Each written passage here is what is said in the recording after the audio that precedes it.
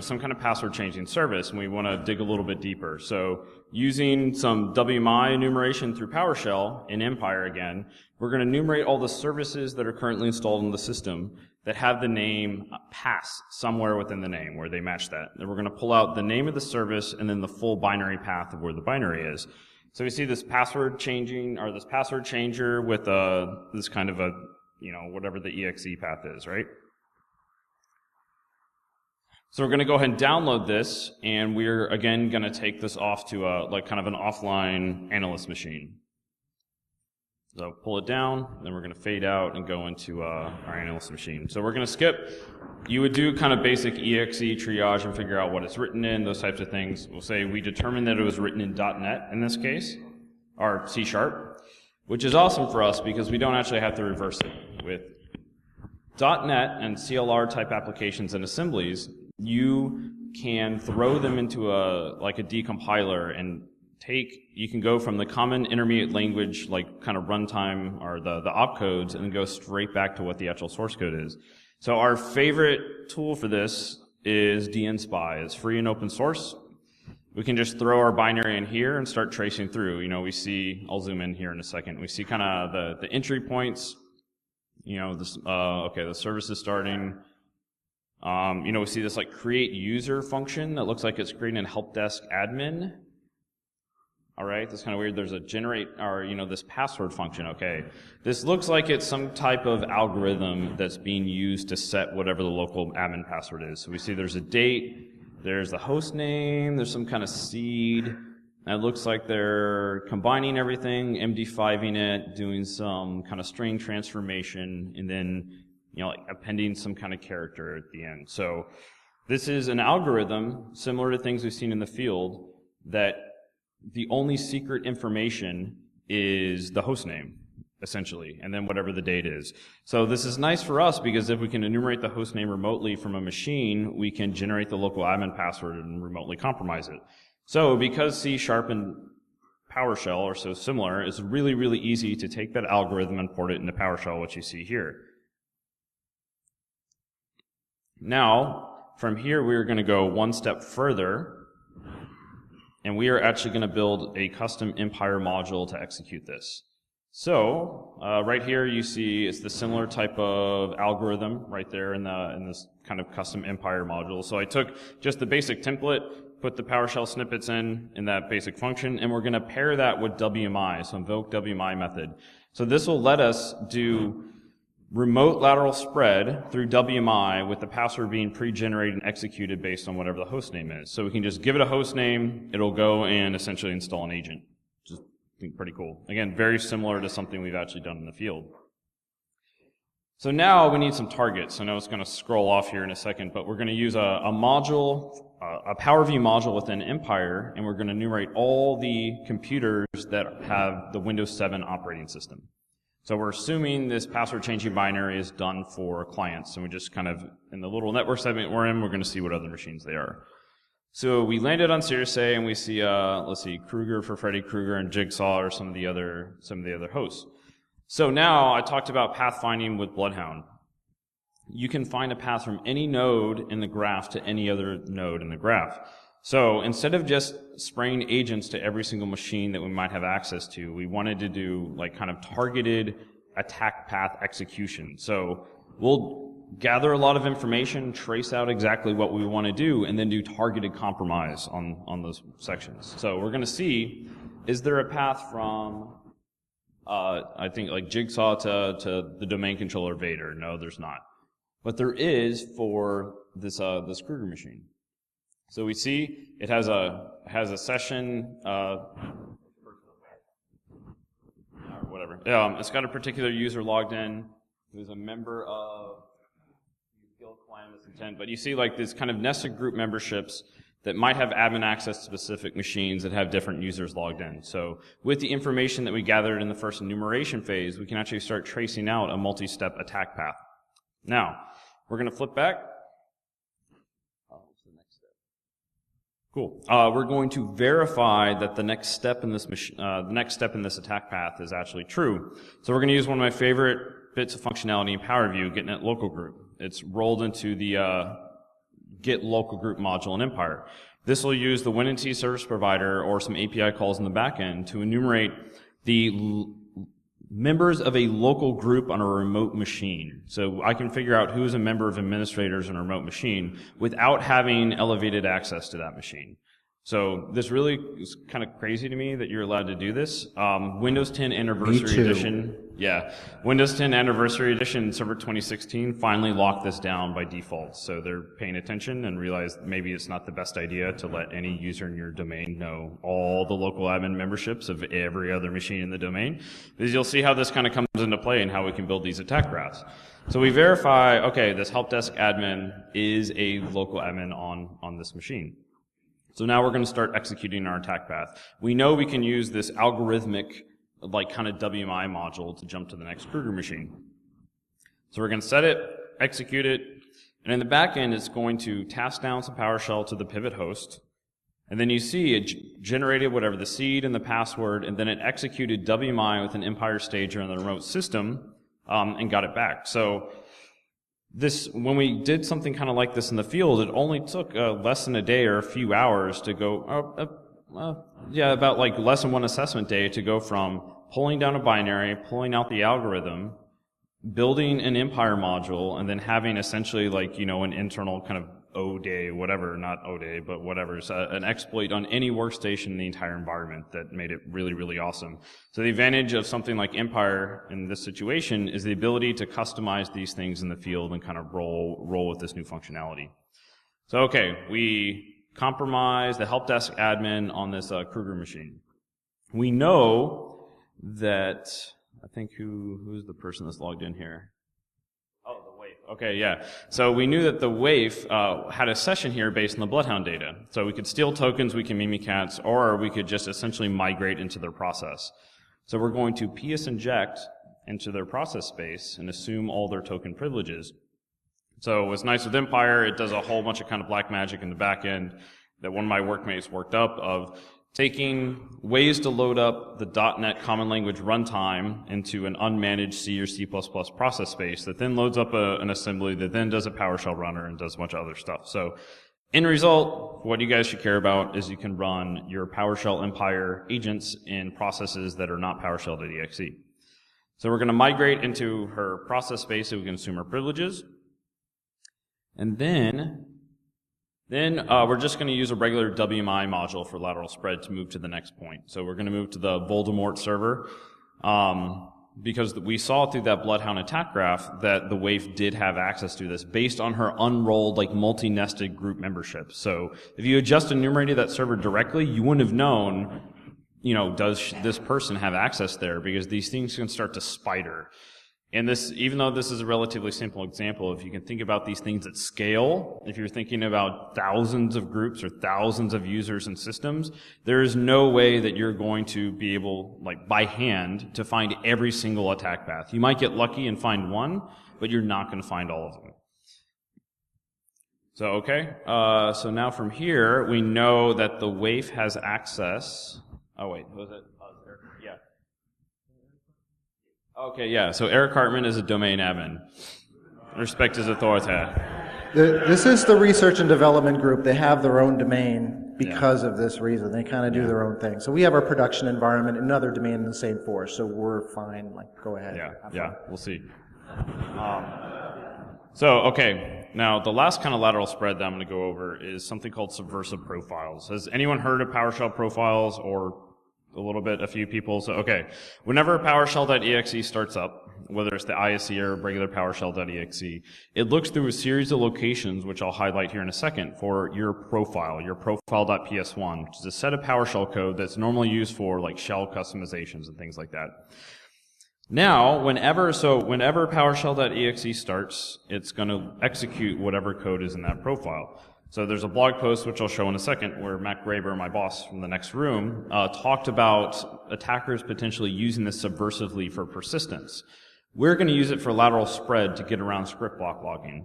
So essentially what's going to happen is we're going to generate zoom in a second, we're going to generate your Empire launcher code, and then using WMI and remote registry, we're going to push it over to a value on the remote system, execute a command that pulls it down and saves that malicious logic to a profile.ps1 and like the PowerShell program files, or the System32 Windows PowerShell profile v1 thing. Then we're going to execute PowerShell.exe on the host. It's going to start, load the profile, execute our actual logic. It's going to kill itself, and then we're going to restore what the original profile PS1 is. So all the client will see are, if you're doing command line logging or Carbon Black or anything like that, these really awesome solutions, you're just going to see PowerShell.exe starting. No command line flags, no command line whatever else. It's not doing -F for file or anything like that. Then if they did have an original profile, like the system will be completely cleaned up. So this module isn't public yet. We just need to clean up a couple of things, and we're going to release it in the next month or so. So this is the blog post that Matt put out, so investigating subversive PowerShell profiles. Highly recommend everybody reading it. It's pretty cool. So again, he kind of talked about this from a DFIR perspective of you want to ensure that you pull all profile.ps1s when you're doing IR on a machine. For us, it doesn't really matter because we're using it for lateral spread, not persistence. And we repair and clean everything up. So there's, we're not really leaving any traces. So again, nothing super, super crazy, but we thought it kind of a cool new little lateral spread method. That, I don't know, command line logging has become more and more of a pain over the last year. Okay, so because of the local admin password changing executable, you took advantage of the fact that the algorithm wasn't as secure as possible, etc., figured out what that password was on a different machine, and then leveraged that information to jump to one with the domain admin, and then use this PowerShell thingy to then run your code on our domain controller. Yeah, so, you see up there, we're creating the profile, pushing it over, executing PowerShell.exe, we get an agent back, and we're repairing the profile. So, okay, let's say we take care of that, then we're good, right? Oh, yeah, I'm sure. All right, so that was attacking client to client.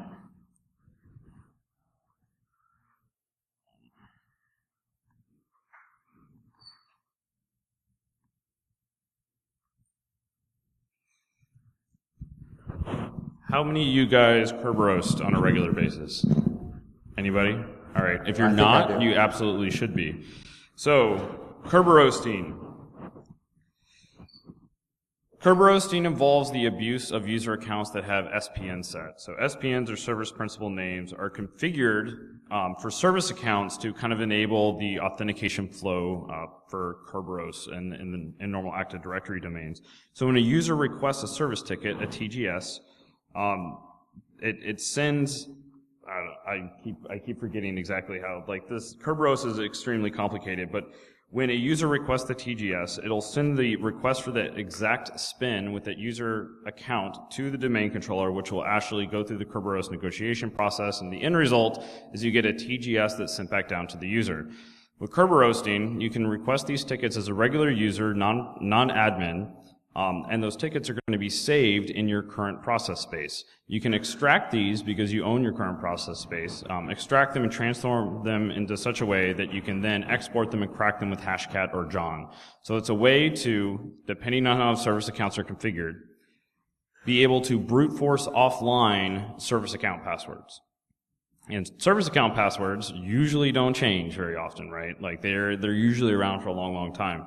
So previously, when you wanted to Kerberos, you would do a bunch of one-liners. And Tim Medine a year and a half ago, I think he talked to Derby last year, had kind of came up with a lot of this research, and then had all these one-liners request the tickets, and you could use Mimikatz to extract the tickets out of memory, either to disk or to like kind of base64 encode them in blobs.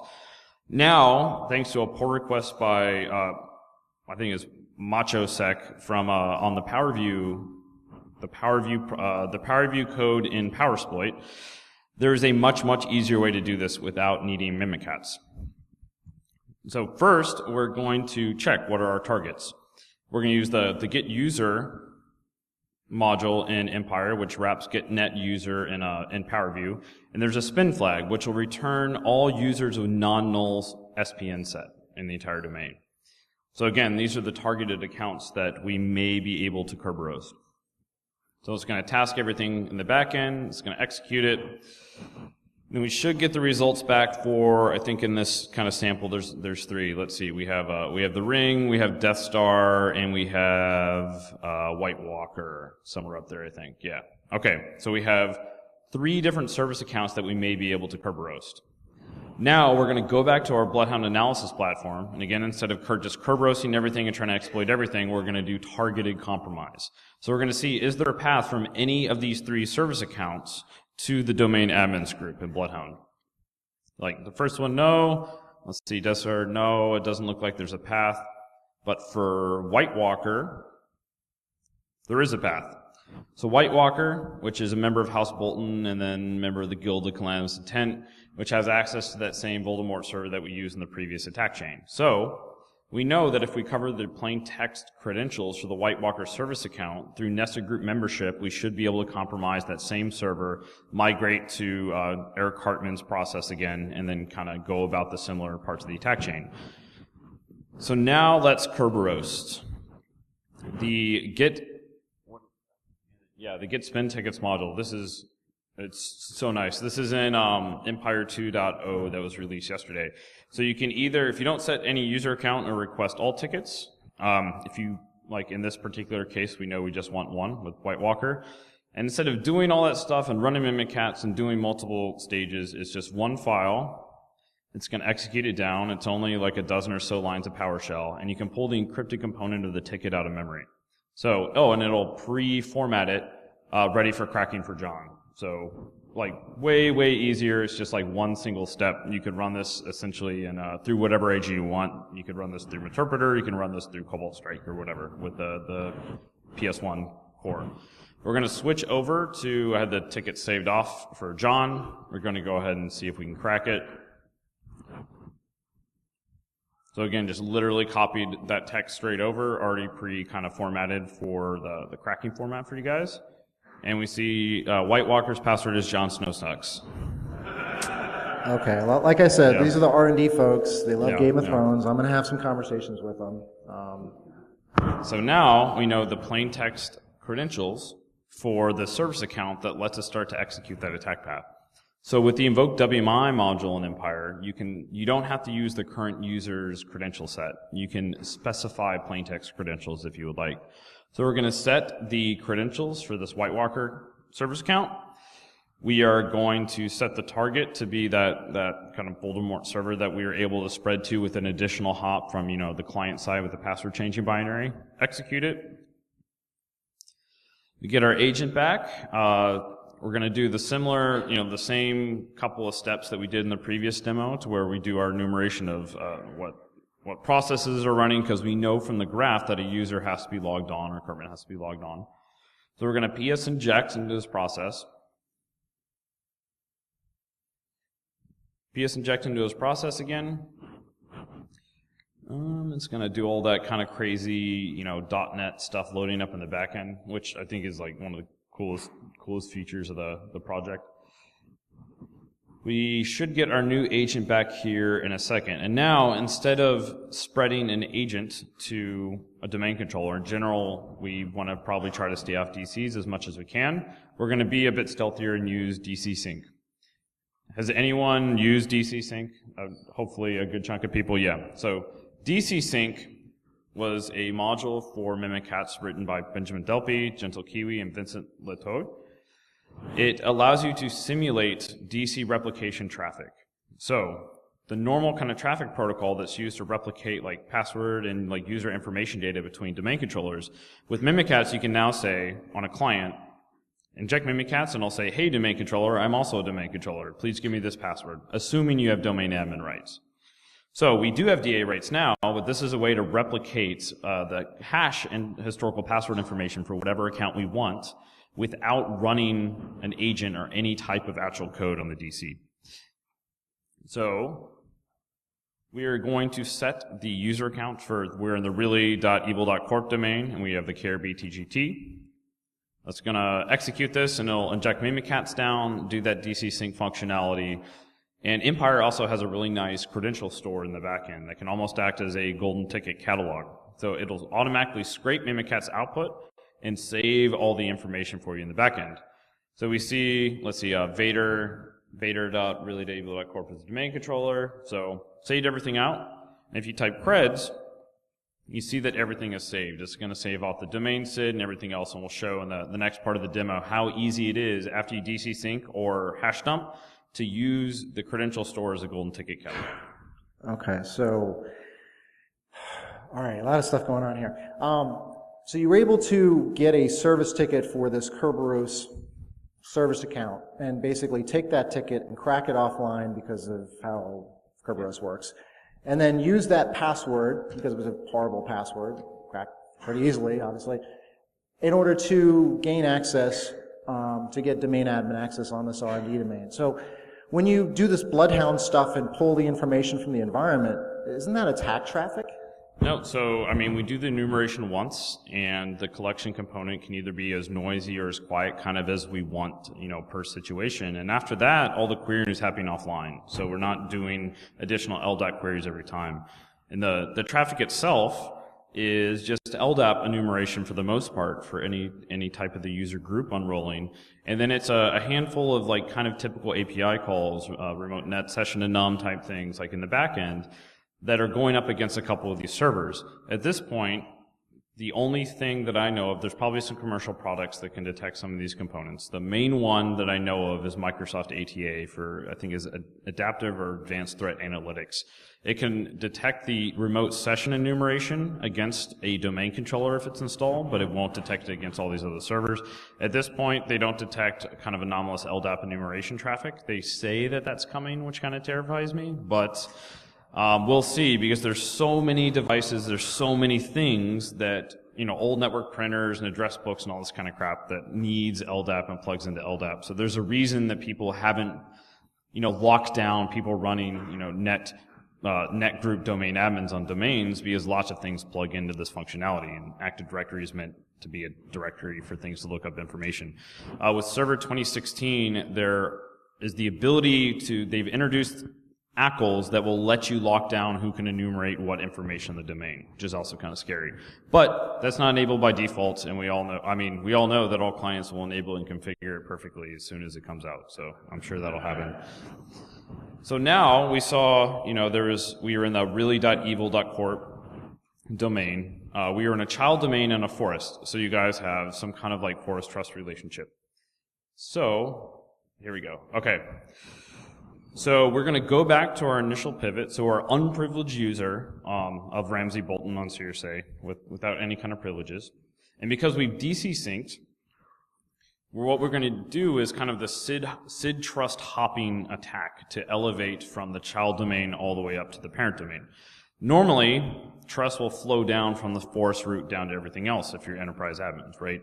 So about a year ago, this researcher named Sean Metcalf and Benjamin Delpy worked out a way to really weaponize an attack that's been theoretical for about 10 years, which if you have domains within a forest and you compromise any domain admin rights, or if you compromise a domain controller or the KRB, TGT, or whatever anywhere within the forest, if you can modify the SID history for a particular user and set the SID history to be enterprise admins, you can instantly compromise the root of the entire forest. So you can hop up.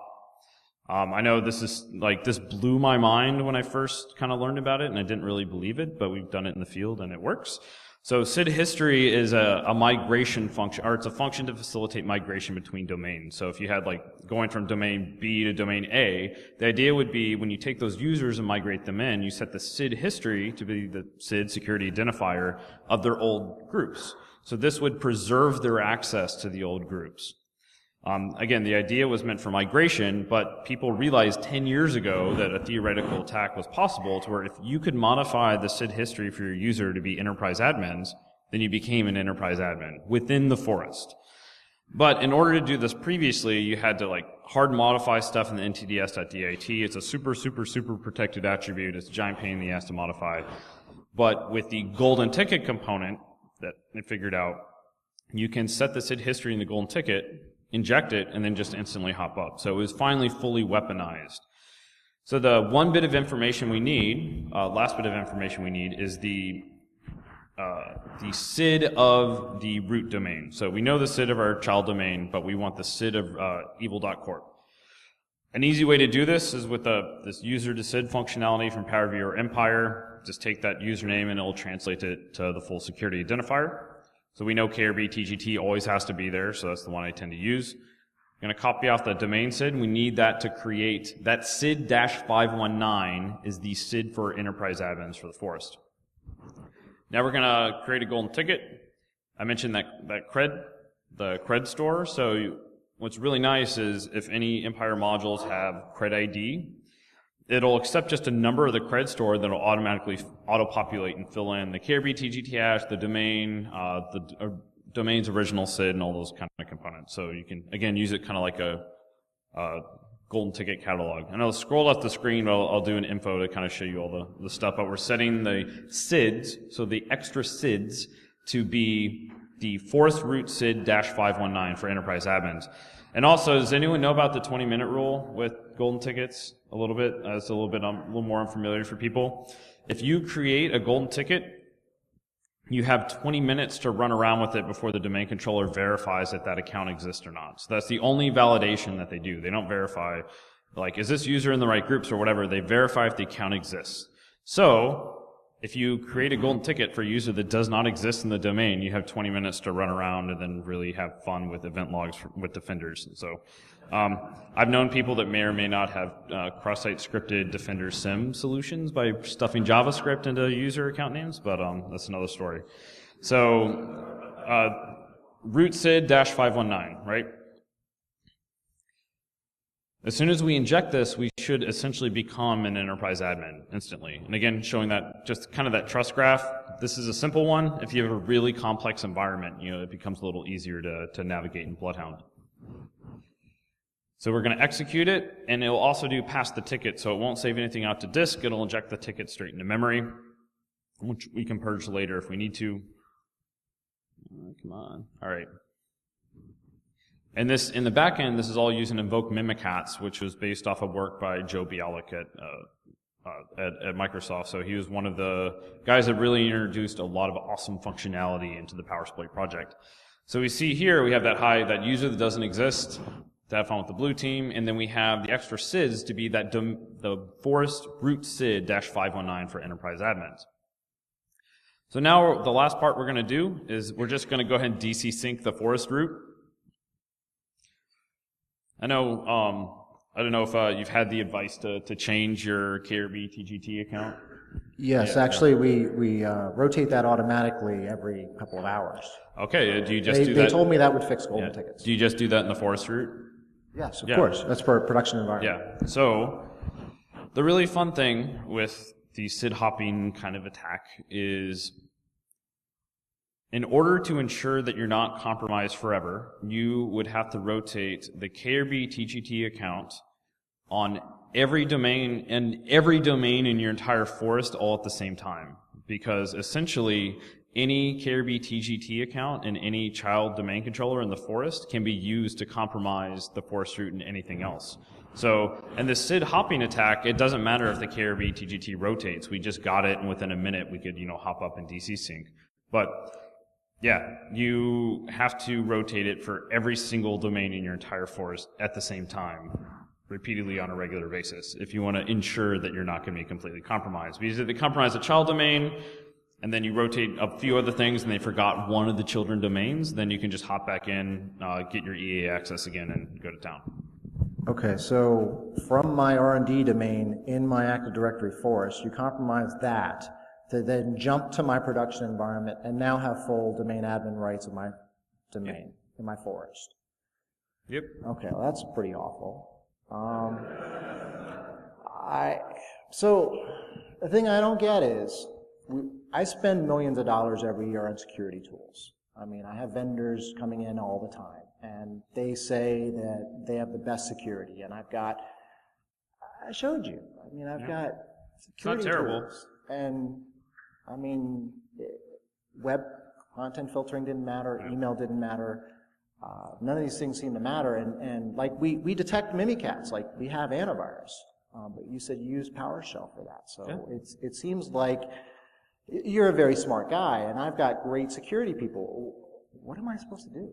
I mean, obviously come, like these fine people, come to conferences, come to things like Derbycon, go have conversations with people in Hallway Con, go to trainings. There's a lot of, really good kind of AD type stuff out there. So people have started to pay more attention to Active Directory exploitation in the last couple of years. So we're happy about this, and there's a lot of information out there for people to learn from. Okay, so it sounds like maybe I need to invest more in my people instead of the products, and focus more on... Give me all the money.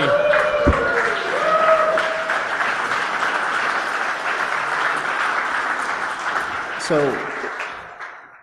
I learned a lot today, and I appreciate your help with this, Will. And if I guess I need to send my people to more conferences. They keep asking me, and I'm like, yeah, you're just going to party and drink, and it seems like that's part of the experience, but apparently there's a lot of good things to be learned at conferences and going to training, and this is the real thing that's going to help security, because I thought we had some pretty good security in place. Yeah.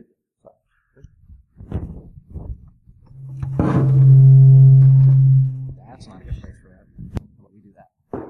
And scene.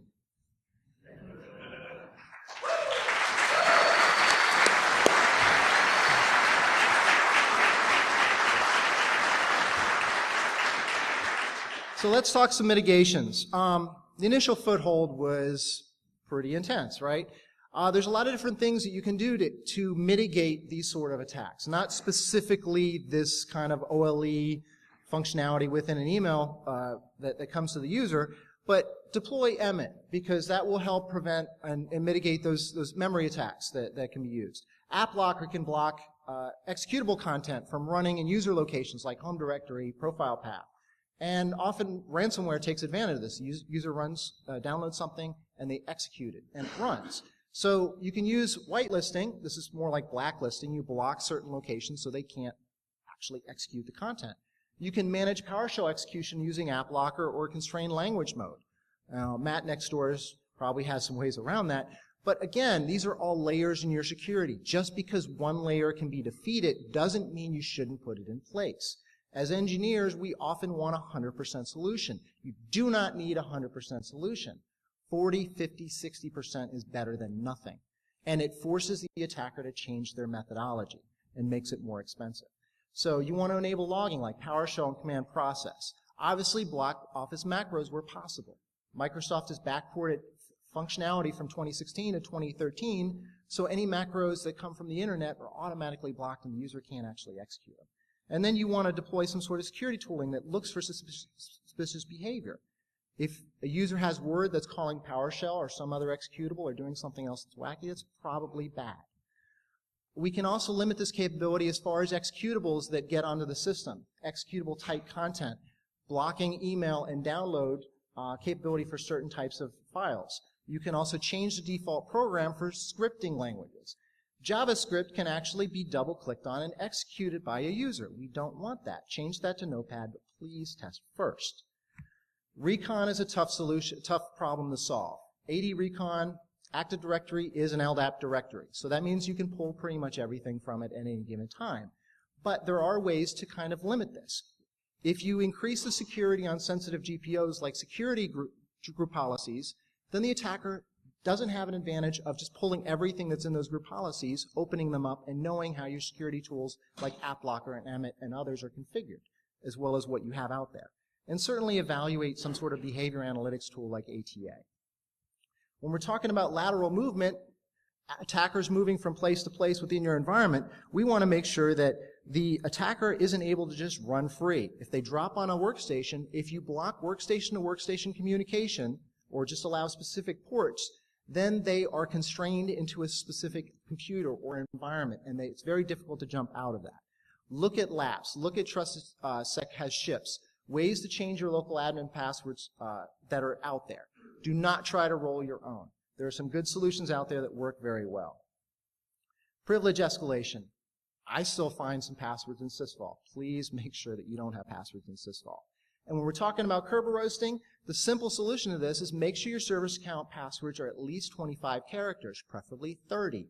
Or use managed service accounts. Or get a password tool that will automatically change those passwords for you and make them super long and complex. The longer they are, the more difficult it is to be cracked.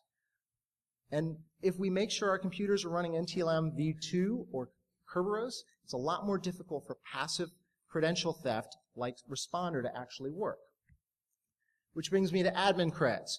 If we make sure that all of our admins only log on to specific authorized admin systems, we can raise the bar and make it more difficult for those credentials to be stolen. If you add your admin accounts to protected users, which comes available in 2012, then they are not able to be delegated and they don't support insecure NTLM authentication. You also want to reduce the attack surface of your workstations and servers that are used for admin accounts. So control access, remove NetBIOS, probably doesn't need it. Get rid of LLMNR, get rid of WPAD. And this rolls over into legacy. Audit and restrict your NTLM authentication in your environment. If you don't know what's being used, there's no way that you can control it. Enforce LDAP signing. Use LDAP-S for any non-Microsoft Windows type applications. If it's Unixy, it's going to bind. If it's binding over LDAP, that's clear text. That is bad. Enable LDAP signing and encryption where possible. We want to disable these older protocols. I mean, who has seen WPAD used legitimately in an environment, right? A couple of times. But it's enabled everywhere, and Responder takes advantage of it, and pen testers and attackers can just drop on a system and ask for creds effectively. And in Windows 10, please uncheck SMB1 and PowerShell version 2. If you don't do this, certain tools like PS Attack can leverage the PowerShell version 2 and bypass all your fancy PowerShell version 5 logging. So in summary, once an attacker gets a foothold in your network, admin access is often quickly obtained. We showed a couple of examples. This is all fictional, but these are things that are being done in real life. And you want to make sure that you identify and model these offenses based on typical attacker activity. If you read about what's being done, look to see what the mitigations and defenses are, focusing on detection first, and then moving into mitigation and prevention. And then you can model those defenses. And then question how good your current defenses are. Do we have visibility into the right places? Are we seeing logs from our workstations? Can we see when some of these things that Will showed are actually happening in our environment? But if we measure our environment, like Carlos was talking about, measure the environment, document the environment, understand what you have, so that way you can figure out how to tighten it up and lock it down. Because ultimately, effective defense limits the attacker capability and their options and increases their cost. Thank you very much.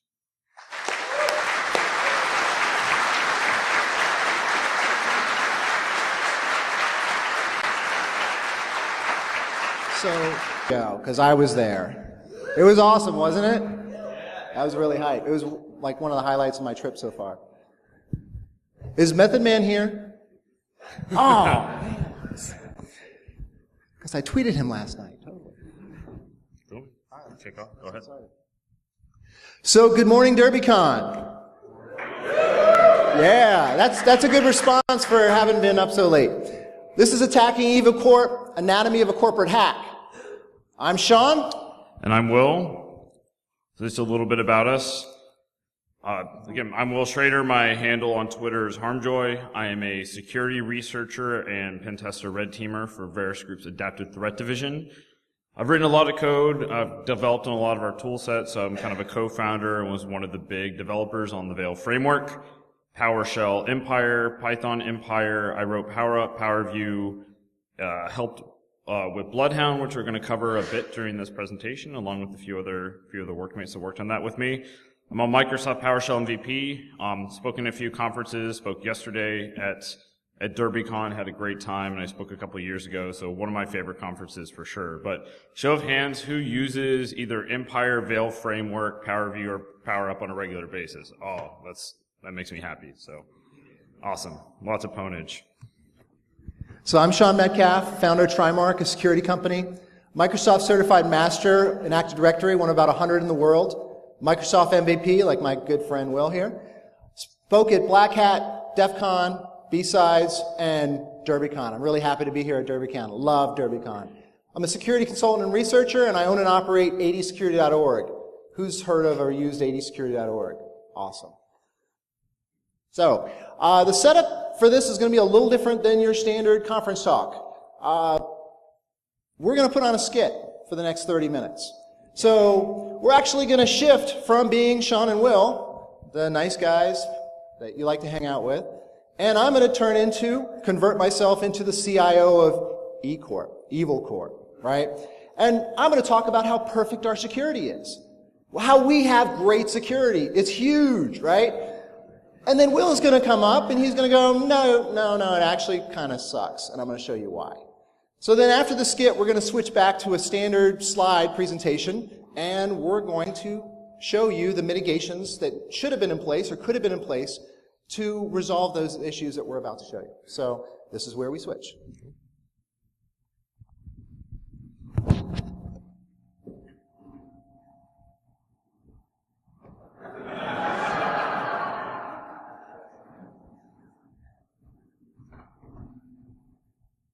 Hello, Derbycon. How are you today?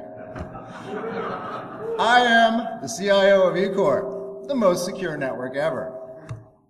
We have a very large global Active Directory environment with lots of domains. We do lots of security with Active Directory to make sure everything is in good shape. We've got hundreds of domain controllers. We've got hundreds of thousands of endpoints, thousands of servers all over the world. We've got data centers to make sure that things are physically secure, and we have offices all over, and these are well connected, but we also have executives and other people that work from home and have mobile devices, so we have challenges with that. So we make sure we have really great security. And of course, we have a perimeter network for our customers and our suppliers, much like any other network, and we have our internal corporate network protected by firewalls. But not just any firewalls. These are next-gen firewalls. We have web content filters that filter out all of the bad code. In fact, it looks for the evil bit and it goes, no. We've got email security appliances that say, viruses, not today. We have VPN security using two-factor authentication, so there's no way that anyone who's not authorized, that I haven't signed a form for, can get on our network. We have endpoint security, antivirus, HIDs, HIPSIs. We've got all those things. Ultimately, EvilCorp security is the best, and we're unhackable. I'm sorry, there's a gentleman up here. You're saying that you don't think we're awesome, and okay, why don't you come up here? Let's see what you can do. What's your name, sir? I'm Will. Hey, Will, come on up. How you going?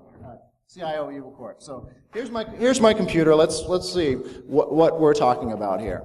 All right, so we're going to have kind of 5 different sections with this. So one of the first things you mentioned was kind of like categorization, web filtering, and kind of next-gen exfil. Yeah, absolutely. We have web categorization with our web content filtering, and so that way users can't go to any bad sites. Sure. So this is essentially a solved problem by the search engine optimization community. So we have a kind of a proof of concept tool that we'll be releasing later in the year after it's cleaned up called Imminent Domain. It'll search a number of different sites, like one of our favorites are domcop.com. So it'll look for domains that have just expired within the last couple of days that are already aged out and categorized. So beyond just the categorization issue, we see domain age is normally like a pretty big problem sometimes for getting exfil out. But in general, for the last year and a half or so, getting categorization in exfil hasn't been an issue for us. If you see down here, the imminent domain will actually search for wildcard type terms that are similar to whatever your target is. So your evilcorporation.com, we actually purchased that. Wait a second. You purchased one of my domain names? Can you do that? Sorry? You purchased one of my domain names. Oh, no, it's just a similar kind of snarf domain. But it was aged out, but it wasn't categorized, so this is a theoretical categorization page that we absolutely did not actually submit to. And this is actually a response email that totally doesn't have the site categorized for your evilcorporation.com.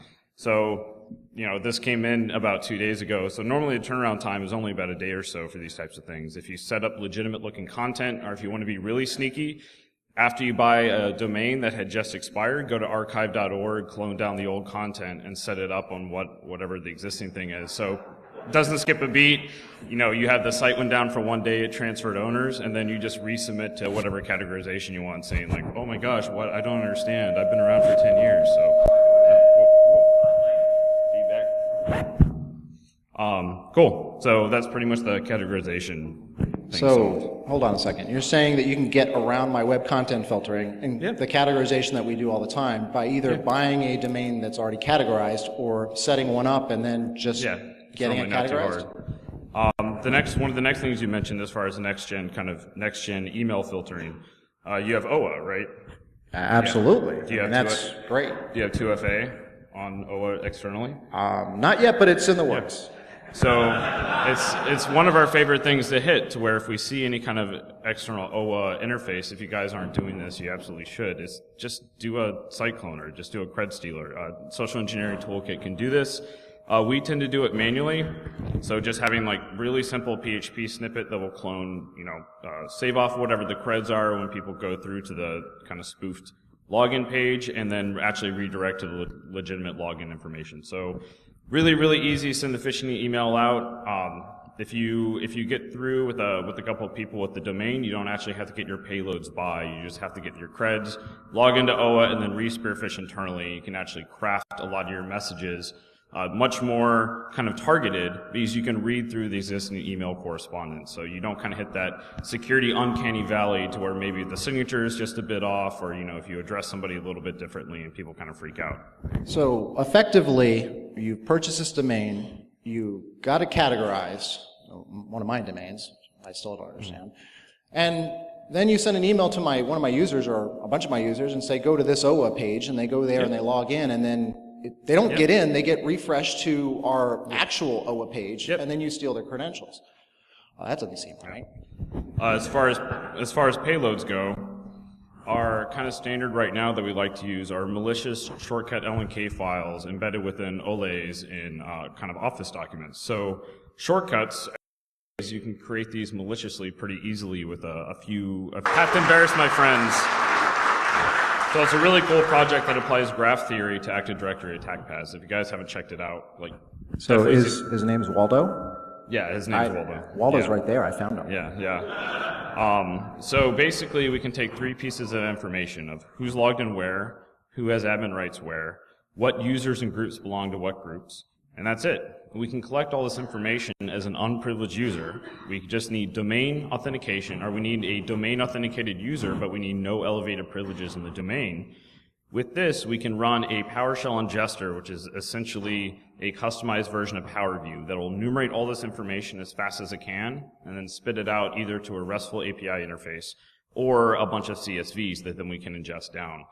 Then it's got a really, really nice dashboard for pathfinding and all this. So I have a question about this. Mm-hmm. So you go through this email convoluted thing and somehow get code running on one of my workstations, which I don't quite get, but okay, fine. And then as a regular user, you can get all this information from the environment without any admin rights whatsoever, and then pull this into some sniffing tool named after a dog. So from the pivot we're going to show, this user does not have local administrative access on the machine, and they're just in domain users. They have no elevated domain access. So for the two different attack paths we're going to show, kind of starting with recon, and then we'll move into the two paths, keep in mind that this is a completely unprivileged user. So I don't know how I'm going to try to narrate this. All right, because I can't actually see. All right. I don't know. Oh, man. Yes. Fool me once. Fool me once, Dave Kennedy. Keep right there. All right, see you, man. All right, okay, I'm going to try to click this video and then move right here so I can actually see what's going on. All right. So we're going to start up Empire. We have our fish user on, this is the really.evil.corp domain, and all the machine names and users are named after evil characters. So we fished Ramsey Bolton on the Searsay machine. Ramsey is a good guy. I feel bad for him. Okay, and we're going to run the Bloodhound ingester. So we're going to kick this off, and there's a couple different collection methods. By default, it's going to enumerate all the groups, all the group memberships and user memberships and everything, and it's also going to enumerate all the systems it can find on the domain, and then run enumeration threads to figure out the local administrators and session information for each. If that touches every single machine, it's kind of normal AD type traffic, but it's one workstation kind of spidering out and touching a lot of stuff. If you want to be a bit more stealthy, you can use the stealth collection, which will do just LDAP enumeration to a domain controller, then try to enumerate commonly trafficked servers by checking like home directory paths and stuff through user objects, and then it'll do the remote session and local admin enumeration against just those handfuls of commonly trafficked servers, and then it does some GPO correlation tricks for local admin. So stealth collection, not as accurate, but a lot faster and a lot quieter. So okay, we're going to kick off the new Bloodhound module. That's an Empire 2.0 beta that was released yesterday. This is going to send the ingester down, and it's going to start kicking all the enumeration threads and everything off in the back end. And did the video start? Okay, yeah, cool. So you can see there, it did all the enumeration, it saved all the CSVs off. So now we are going to actually just download the CSV names, and then we're going to switch over to our Bloodhound analyst machine. So cool. Got all these pulled down. All right, so we're going to start up Bloodhound. It is cross-platform. It's written, the front end